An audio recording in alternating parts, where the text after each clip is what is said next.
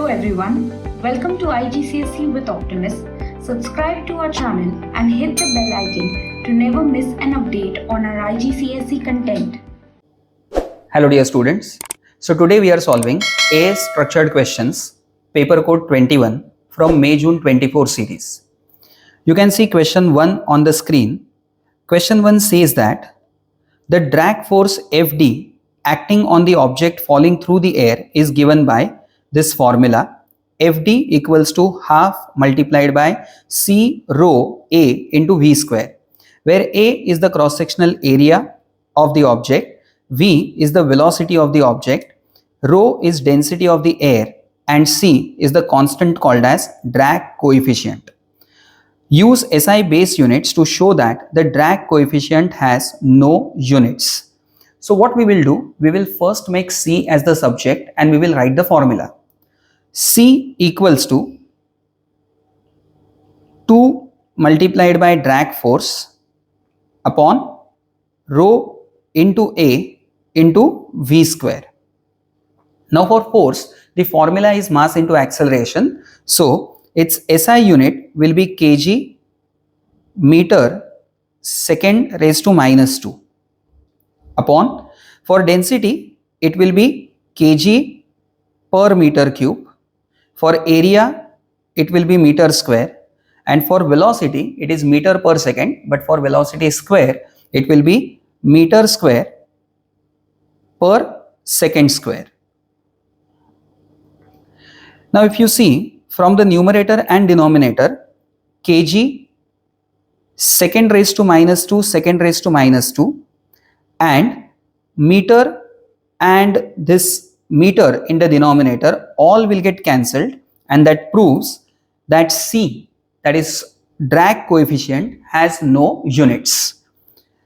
Question B, figure 1.1 shows a sphere falling at terminal velocity in the air. Now what is terminal velocity? It is the constant velocity of the falling objects when the downward force and the upward force on the objects are equal. Here they are saying assume that the upthrust on the sphere is negligible. On figure 1.1, draw and label arrows to show the direction of the two forces acting on the sphere. So one force will be acting in downward direction, that is weight of the sphere, and one will be in the upward direction, that is air resistance. The next question is question C. The mass of the sphere is 49 gram. Calculate the drag force acting on the sphere. Now, as we said that the object is in terminal velocity, so the downward force and the upward force are equal. Hence, drag force will be equal to weight of the object, which can be given as m into g. That will be 49 divided by 1000, because 49 is given in gram, multiplied by gravity, that is 9.81. The answer here is 0.48. So the value for drag force is 0.48 Newton.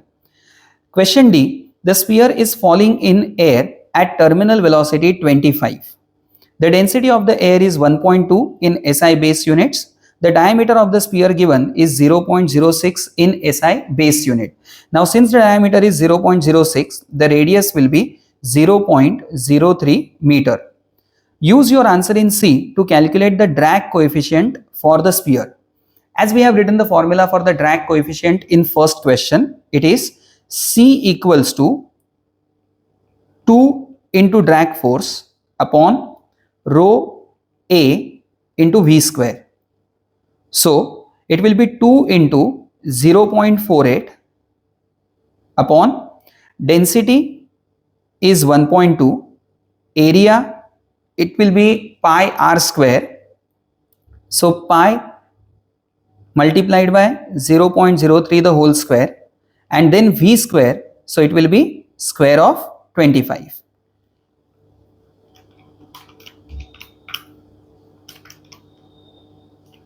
The answer here is 0.45. So value for C drag coefficient is 0.45. We will go to question number 2. The first question says define velocity. So we can define velocity as displacement shown by object per unit time. Question B says a student throws a ball over a vertical wall of height h as shown in the figure. The ball leaves the hand of the student at height 1.2 meter above the horizontal ground. The ball has initial velocity of 22 meter per second at angle 40 degrees to the horizontal. The ball is horizontal distance 36 meter from where the student releases the ball. Air resistance is negligible. Determine the time taken for the ball to reach the wall. So the first thing that we need to understand is the initial velocity of the object is 22 meter per second at angle 40 degrees from the horizontal. So we have to take the components of this initial velocity. One will be horizontal component, another will be vertical component of the velocity. So the horizontal component of velocity will be 22 cos 40 and the vertical component of the velocity will be 22 sin 40. Here they are asking to find out the time taken for the ball to reach the wall. From the starting position till the wall, the horizontal distance is 36 meter. Now one important thing we need to understand here is whenever the object is in the projectile motion, the only acceleration it has is due to the gravity and which acts vertically from the ground. Talking about the horizontal displacement, there is no acceleration acting on the ball, and that's why the horizontal velocity can be considered as constant velocity. So for calculating time, we can use formula distance upon speed. The horizontal distance is 36 meter and the horizontal velocity is 22 cos 40.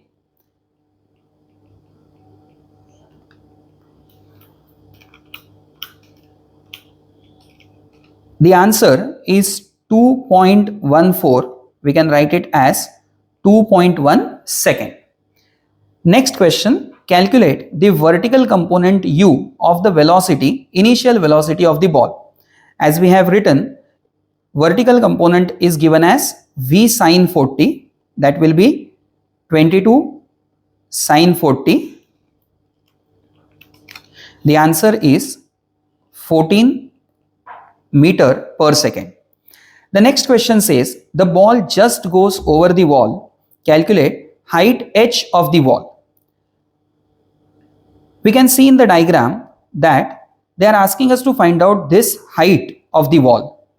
What we need to understand is first we need to calculate this displacement from the initial point of release, this vertical displacement, and then we will add this displacement with 1.2 to calculate the total height of the ball. So to calculate this displacement of the ball, we can use formula S equals to ut plus half minus at square. Now why are we taking acceleration as minus? Because the ball is thrown vertically upward and it is going to experience acceleration in downward direction, so the acceleration is taken as negative. So S will be equal to ut minus half at square, that is 14 multiplied by 2.1 minus half into 9.81 into 2.1 the whole square. Note that for u, that is initial velocity, we have taken the vertical component of velocity because we are talking about the vertical displacement of the object.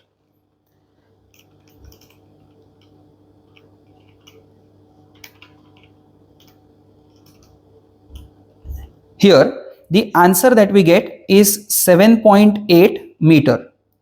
So the total height of the wall will be 7.8 meter plus the distance from the ground, which is given to us 1.2 meter. So the total will be 9 meter. Question 3, it says that state the principle of conservation of momentum. We can write the total momentum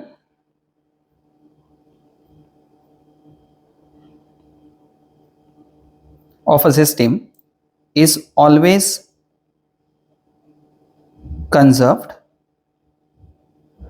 when no net force acts on it.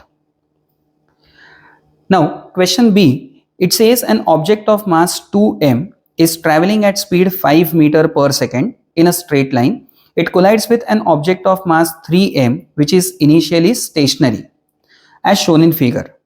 After the collision, the object of mass 2m moves with velocity v at angle 30 degrees to its original direction of motion.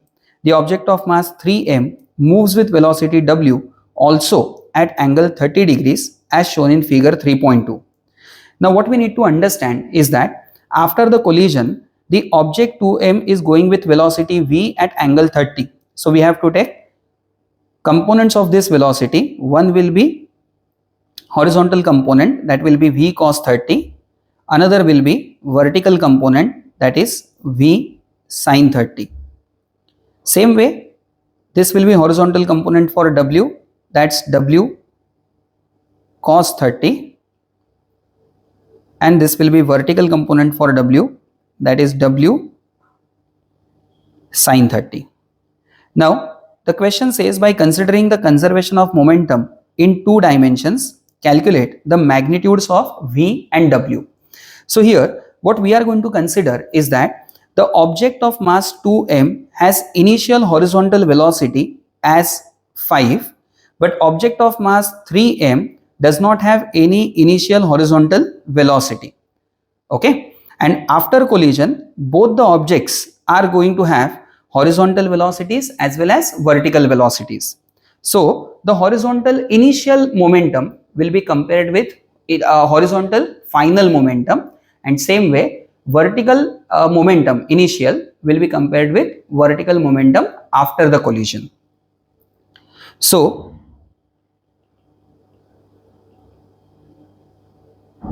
first we will consider in the horizontal dimension. See, first object 2m is moving with velocity 5. So we can write 2m multiplied by 5 plus second object 3m does not have any initial velocity, horizontal velocity. After collision, object 2m moves with velocity v cos 30. Note that we are taking horizontal component of velocity, plus object of mass 3m, it is moving with velocity w cos 30. So this will be 10m equals to, m can be taken common here, cos 30 multiplied by 2, that's 1.73 v plus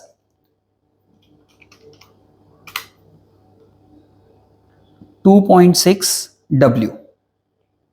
Now m will get cancelled from both the sides. Next, same way we will take the vertical momentums. Note that both the objects were not having any initial vertical momentum, so their initial vertical momentum is going to be 0, and after the collision their velocities are opposite to each other. So for object of mass 2m, it will be 2mv sin 30 minus, for object of mass 3m, it will be 3mw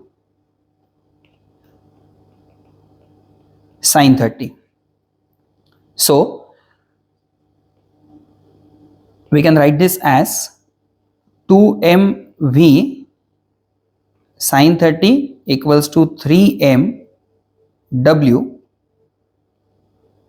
sin 30, and that gives us equation for v as 3/2 w. Using this value in the first equation, we can write 10 equals to 1.73 into 3 by 2 W plus 2.6 W.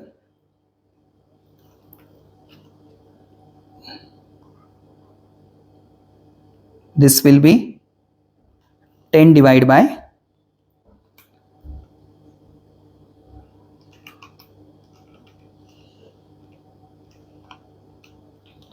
5.2.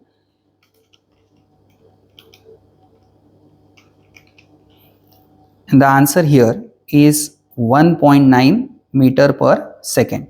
So this is the answer for W. We will use the same value in the equation for V, that is V equals to 3 by 2 times W.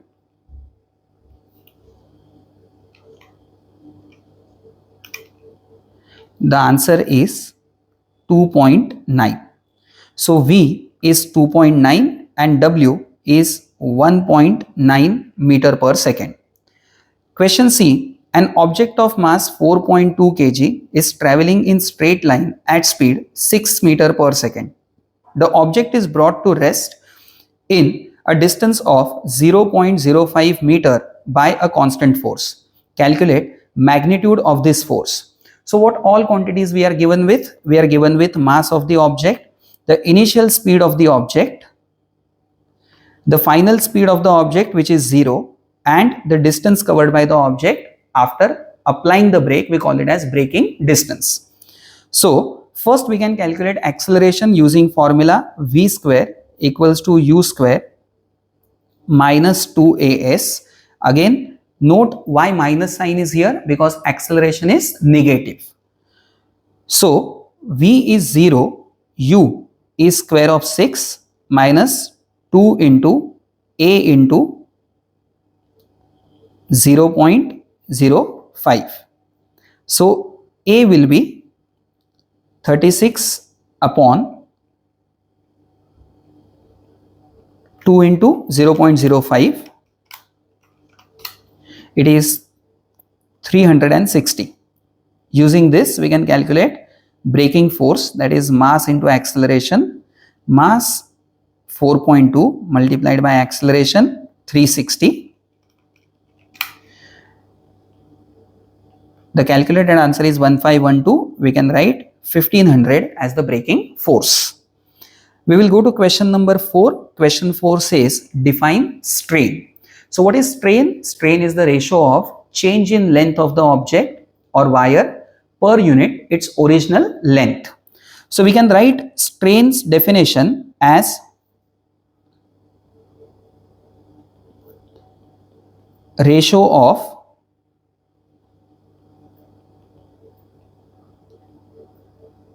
change in length. You can write extension per unit original length. Next question. A copper wire of length 4 meter has uniform cross-sectional area 4.5 into 10 raised to minus 7 meter square. So this is the original length of the wire. This is the area of cross section. A tensile force of 18 Newton is applied to the wire. This causes the wire to extend by 1.4 millimeter up to its limit of proportionality. Calculate the Young's modulus of the wire. Now what is the formula for Young's modulus? It is longitudinal stress upon longitudinal strain, or you can say stress upon strain. So Y will be equal to stress upon strain, that is F divided by A, formula for stress, upon change in length upon original length. So it will be F into L divided by A into extension.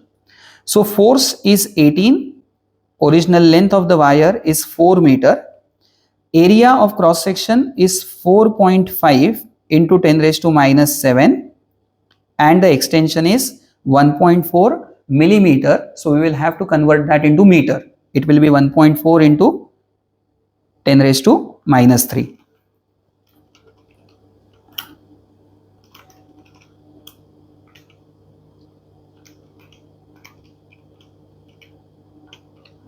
The answer here is 1.1 into 10 raised to 11. Next, the question says, on figure 4.1, draw a line to show how the stress varies with strain for the wire up to its limit of proportionality. So we know that until limit of proportionality, the load and extension graph is a straight line passing through origin. So here the graph is not load and extension, here the graph is for stress and strain. So we will have to calculate the values for stress and strain. Stress will be force upon area, that is 18 by 4.5 into 10 raised to minus 7.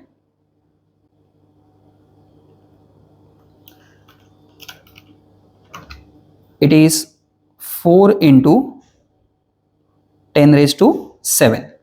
That is this point.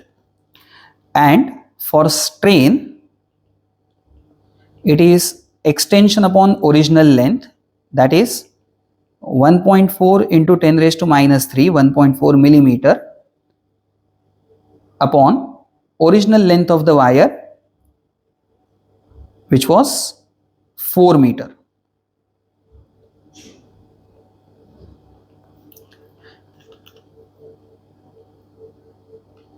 So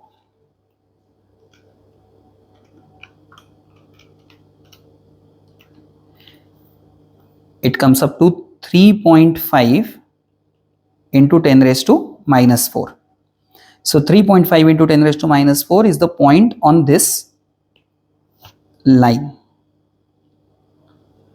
So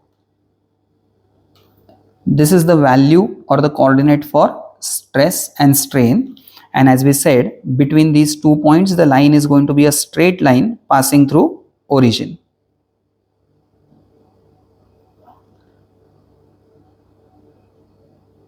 So this will be your graph. Next question, question C. A second wire, copper wire, has the same length as the wire in B but larger diameter. Both the wires are subjected to tensile force of 18 Newton. By placing a tick in each row, complete the table 4.1 to compare the stress and the strain of two wires. So what have they changed? They have changed the diameter of the wire. Now, stress formula is force upon area, okay, and area is pi r square. If the diameter increases, the radius would be greater and hence the denominator's value is going to be greater. Subsequently, the stress is going to be decreasing or less in the second wire, and because the stress is lesser, the strain will also be lesser in the second wire. Question number 5, it says that a stretched string PQ has length 1.2 meter. One end of the string is attached to a vibration generator and the other end is attached to a wall as shown in figure. The vibration generator is switched on and a stationary wave is formed on the string. The string shown at one instant of a time in figure 5.2. Explain how a stationary wave is formed between the vibration generator and the wall. So understand what are the stationary waves. They are also called as standing waves. These are the waves which are vibrating between a bounded region. So the wave originated from one end of the wall will go to the vibrator, or a wave vibrating from vibrator will reach to the wall, and then from there it will reflect and come back to the wall. Okay, so how the stationary wave is formed here? Two waves move in opposite direction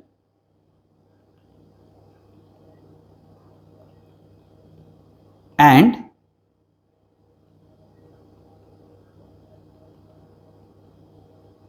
they superimpose. So superimposition makes these two waves to have a cumulative amplitude, you can say increased amplitude or decreased amplitude, and then that causes the stationary wave.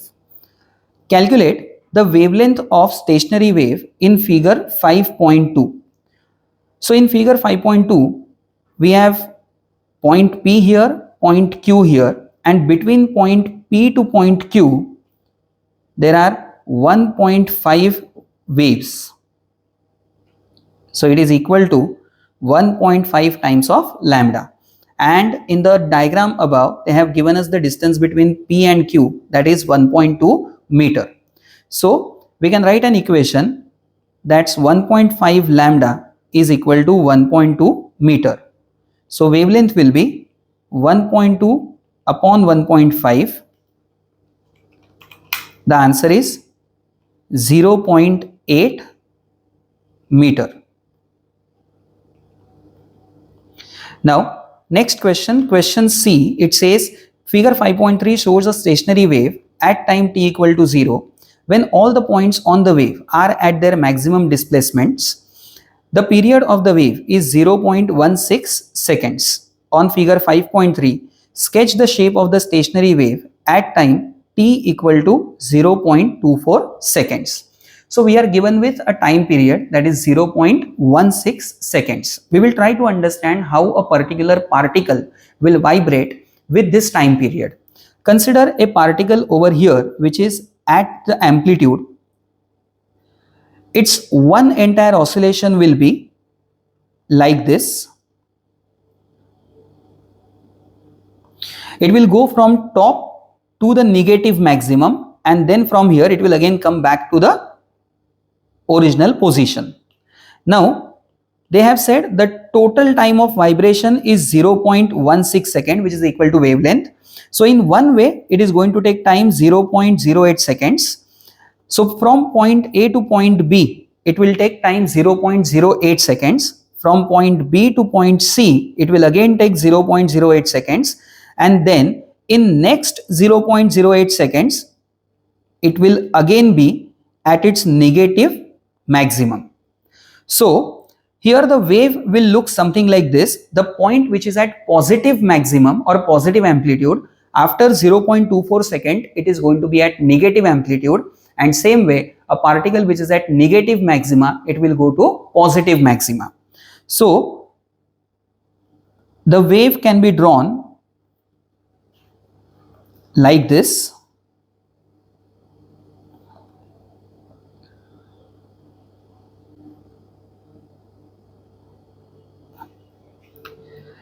Next, question D, it says point R and T on the string are horizontal distance 0.3 meter apart and in positions shown in figure 5.4. State the phase difference between the oscillations of point R and point T.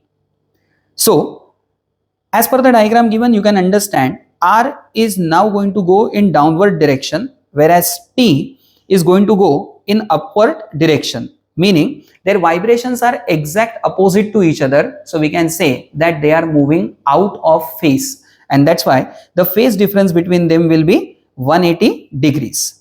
The next question says calculate the speed of the progressive wave on the stretched string.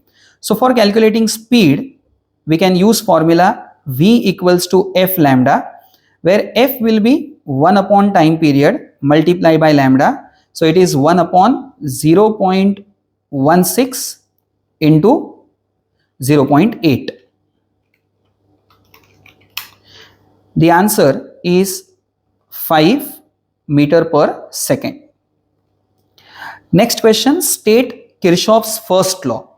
Kirchhoff's first law is for current, and it says that the algebraic sum of all the currents at a junction is equal to 0. We can also write this sum of all incoming currents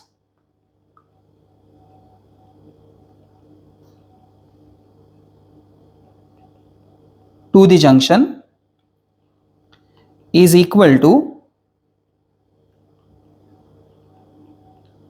the sum of all outgoing currents in the circuit. Question B, a cell with internal resistance R is connected to two resistors of resistance R1 and R2 as shown in figure. The potential difference PD across R1 and R2 are V1 and V2 respectively.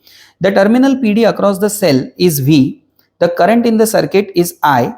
Use Kirchhoff's law to show that the total resistance RT of the external circuit is given by RT equals to R1 plus R2. Now note that the total terminal PD is V. This total terminal PD V will be divided in two parts as V1 and V2. The equation for V1 will be I into R1 and equation for V2 will be I into R2. The current remains constant between the two devices because they are in series. V is equal to I into R. The total voltage V splits into two, that is V1 plus V2. So we can write I into RT equals to I into R1 plus I into R2. Taking I common, we can cancel it out and then we will remain with RT equals to R1 plus R2. Next question, the electromotive force of the cell in figure 6.1 is 1.5 volt. The values of R1 and R2 are 10 and 15 respectively. The terminal PD of the cell is 1.35 volt. Calculate the internal resistance R of the cell. So first we will calculate the current flowing through the circuit by considering the terminal PD. So current in the circuit will be V upon R, where V is terminal PD, that's 1.35, and the total resistance is 10 plus 15. The answer is 0.054 ampere. Now, for calculating the internal resistance, we can use formula for EMF, that is E equals to I in bracket R plus R, where E is 1.5, current is 0.054, R plus 25. When you calculate,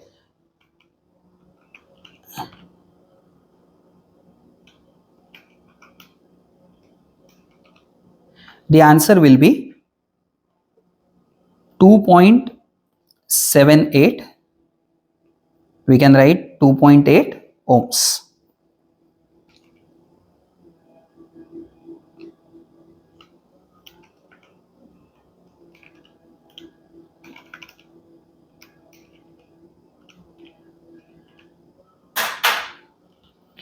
The next question D, it says a resistor of resistance R3 is added to the circuit in figure 6.1 so that the circuit is as shown in the figure 6.2. State and explain the effect, if any, of this change on the current in the cell. Now what we can understand is whenever the resistors are connected in parallel, the combined resistance of the circuit or overall resistance of the circuit decreases. Here also, since R3 is connected in parallel, the overall current in the circuit will increase because the overall resistance in the circuit will decrease. So we can write current increases because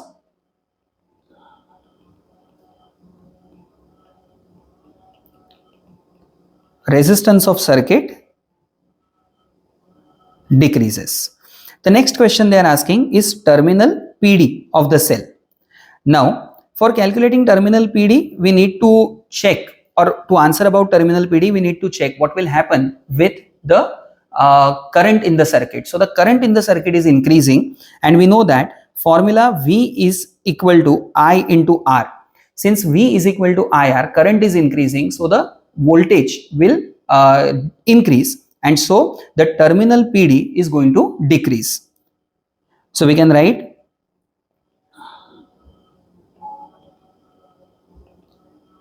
current increases, hence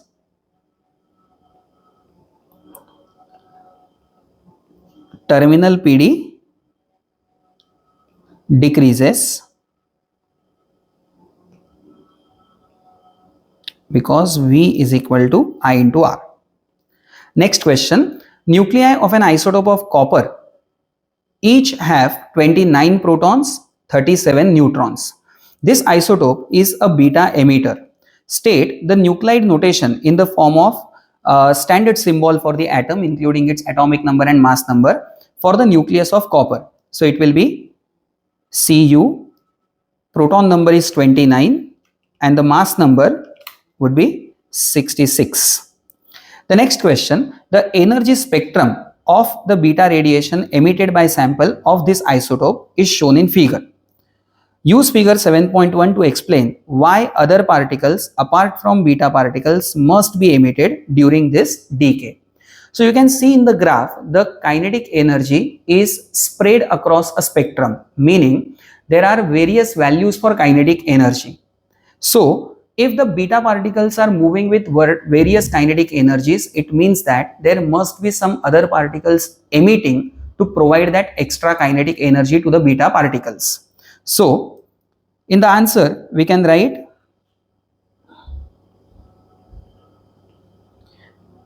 the energy of the decay is constant. However, beta particles are having range of kinetic energies.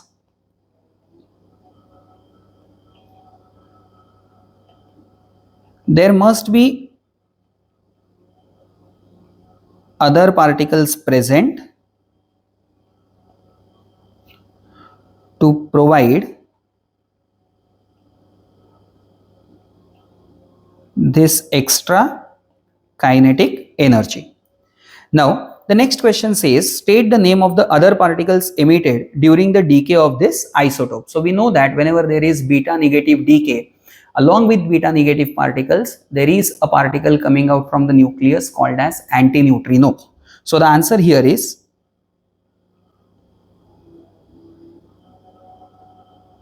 antineutrino.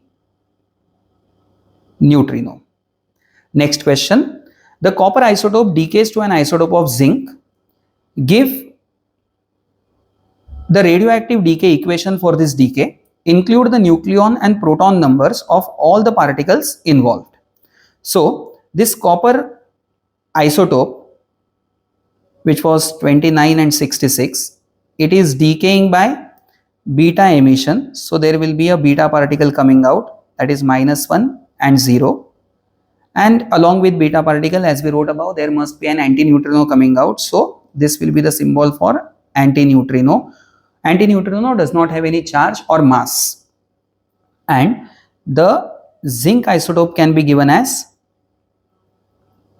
30 and 66. Why? Because whenever there is a beta decay, beta negative decay, the proton number of the particle parent nucleus increases by 1 and there is no change in the mass number. So you can see 66 remains as it is from left and right hand side, but the proton number goes from 29 to 30. Thank you.